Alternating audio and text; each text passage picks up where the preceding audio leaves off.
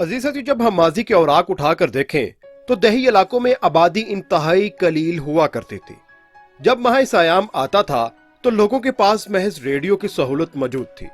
बुजुर्गों को इस्लामी महीने अजबर याद थे, जबकि वो लोग महीनों का हिसाब भी अपनी उंगलियों के पोरों पर रखते थे।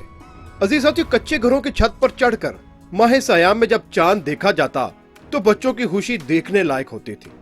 अजीज दोस्तों, किसी भी रवायत से किसी मुल्क और कौम की तहजीब की झलक नजर आती है तो किसी से मजहब की मसाजिद में माह सयाम की आमद का ऐलान नकारा बजाकर किया जाता था। सहरी के वक्त भी यह नकारा बजाया जाता था, जबकि इफ्तारी के वक्त भी नकारे पर चोट लगाकर रोजा अफ्तार करने का ऐलान किया जाता। अजीज साथियों, नकारा हमारी इस्लामी रवायात का इस्तारा है। नकारा दरअसल लकड़ी का एक बहुत बड़ा प्याला सा होता है और उसकी चौड़ी तरफ चमड़े मढ़े होते हैं। जब लकड़ी से उस पर ज़रब लगाते हैं तो ढोल की तरह बहुत ऊंची आवाज देता है।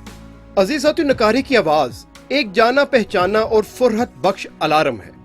दुनिया भर में नकारा जनी एक कदीम तरीन रस्म है।